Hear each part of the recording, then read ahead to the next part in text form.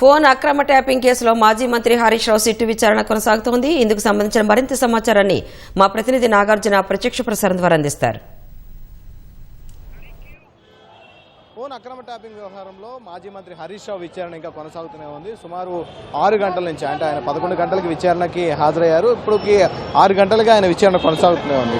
నిన్న రాత్రి ఆయనకి 160 CRPC కింద నోటీసులు జారీ చేసి ఆయన విచారణకు రమ్మన్నారు. ఈరోజు ఉదయం ఆయన విచారణకు హాజరయ్యారు. ప్రస్తుతం ఆయన విచారిస్తున్నారు. గతంలో అరెస్ట్ అయినటువంటి 4 పోలీసు అధికారులు ఇచ్చినటువంటి వాంగ్మూలం ఆధారంగా వాళ్ళు కన్ఫెషన్ స్టేట్మెంట్ ఆధారంగా దాంతోపాటు రీసెంట్గా ఇక్కడ ప్రధాన నిందితుడు ఈ కేసులో ఏవన్గా ఉన్నటువంటి ప్రభాకర్ రావు ఇచ్చినటువంటి కస్టోడియల్ విచారణలో భాగంగా అతని ఇచ్చినటువంటి స్టేట్మెంట్ ఆధారంగా దీన్ని బేస్ చేసుకొని హరీష్ రావుని విచారణకు పిలిచారు. ఈ కేసులో హరీష్ రావుని విచారణ పిలవడంతో ఇక్కడ పోలీస్ స్టేషన్ సమీపంలో భారీగా బందోబస్తును ఏర్పాటు చేశారు. ఎందుకంటే బీఆర్ఎస్ నేతలంతా కూడా ఉదయం నుంచి కూడా ఇక్కడికి రావడానికి ప్రయత్నం చేశారు. చాలామంది ఇదే రూట్లో వచ్చి ఇక్కడ పోలీస్ స్టేషన్ వద్ద ఆందోళన దిగారు. ఇప్పటి వరకు సుమారు 50 నుంచి 60 మంది వరకు ఇక్కడి నుంచి తరలించారు.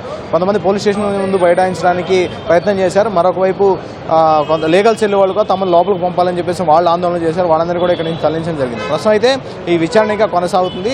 సో ఈ ఓవరాల్గా ఈ ఫోన్ ట్యాపింగ్ కేసులో మొదటి నుంచి కూడా 2023 డిసెంబర్లో నమోదైనటువంటి ఈ కేసుకు సంబంధించినటువంటి వ్యవహారంలో ఇప్పటి వరకు కూడా ఒక్కొక్కరినిగా విచారిస్తూ వచ్చారు. గతంలో ఈ కేసులో ఇప్పుడు 9 అధికారులు అరెస్ట్ అయ్యారు. ఈ కేసులో ఏవన్గా ఉన్నటువంటి ప్రభాకర్ రావు ఒకవైపు విచారణ అయిపోయింది. ఆయన కన్ఫెషన్ స్టేట్మెంట్ తీసుకున్నారు.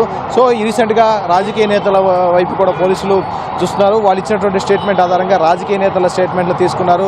నవీన్ రావు గతంలో కూడా ఈ కేసులో A6గా ఉన్నటువంటి ఐన్యూస్ యజమాని 7 రావు అప్పుడు ఇచ్చినటువంటి స్టేట్మెంట్ ఆధారంగా అంటే అప్పుడు ప్రభాకర్ రావు అతనితో మాట్లాడే విషయాన్ని అప్పుడు తెలిపినటువంటి వ్యవహారానికి సంబంధించినటువంటి దాంట్లో హరీష్ రావుని సంబంధించినటువంటి పేరు కూడా ప్రభాకర్ రావు పోలీసులు ఎదుట వెల్లడించినట్టు ఈ సమాచారం. సో దీనికి సంబంధించినటువంటి భాగంగానే అందులో నిగ్గు తేల్చేందుకు ఈ కేసులో వాస్తవం ఎంత అని చెప్పినటువంటి స్టేట్మెంట్లో వాస్తవం ఎంత, అప్పుడు ఎన్నికల సమయంలో ఏం జరిగిందనే విషయాన్ని తేల్చేందుకే పోలీసులు ప్రయత్నం చేస్తున్నారు. ఇప్పుడు ఈ సీట్లో గతంలో వాళ్ళు ఇచ్చేటువంటి కన్ఫెషన్ స్టేట్మెంట్లు అన్నిటి కూడా వరుసగా అందులో వీళ్ళ ప్రస్తావన రాజకీయ నేతల ప్రస్తావన రావడం, దాంతోపాటుగా బీఆర్ఎస్ సుప్రీంని తరచూ ప్రభాకర్ రావు వెళ్ళి ప్రజాభవన్లో కలిశారనేది అప్పుడు ప్రగతి భవన్లో కలిశారనేది పోలీసులు అప్పుడు కన్ఫెషన్ స్టేట్మెంట్లో ప్రధానంగా ప్రస్తావించారు. రాధాకిషన్ రావు అప్పుడు టాస్క్ ఫోర్స్ మాజీ డీసీపీ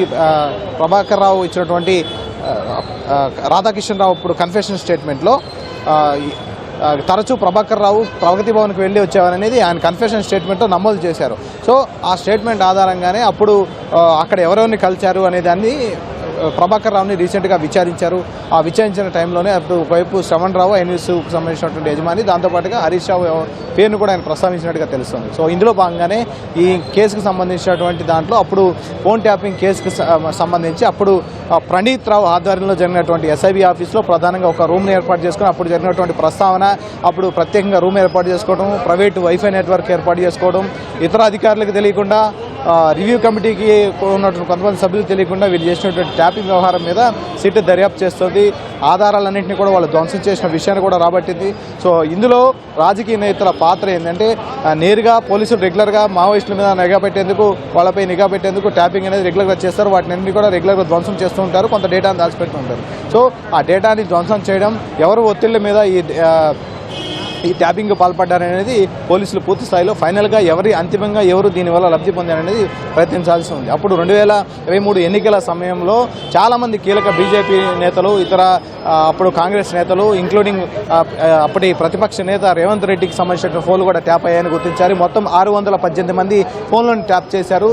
సో ఈ ట్యాపింగ్ చేసినటువంటి వ్యవహారంలో హరీష్ రావుకి ఈ విషయాలన్నీ తెలుసా లేదా అనే విషయాన్ని ప్రస్తావిస్తున్నారు. ప్రగతి భవన్లో రెగ్యులర్గా బీఆర్ఎస్ కీలక అంటే కేసీఆర్ని రెగ్యులర్గా ప్రభాకర్ రావు కలిసేవాడని చెప్పేసి గతంలో పోలీసు అధికారులు ఇచ్చినటువంటి స్టేట్మెంట్లో భాగంగా అందులో ఈ విషయంలో మీకు ఎలాంటి విషయాలు తెలుసు, ఇందులో ప్రభాకర్ రావు చెప్పినటువంటి వ్యవహారంలో మీ పాత్ర ఉందా లేదా అనే విషయాన్ని ప్రస్తుతం విచారణ కొనసాగుతోంది. సో మరికొద్దిసేపు విచారణ కొనసాగే అవకాశం ఉంది. ఉదయం 11 గంటల నుంచి 11:30 మధ్యలో ఆయన విచారణకు హాజరయ్యారు.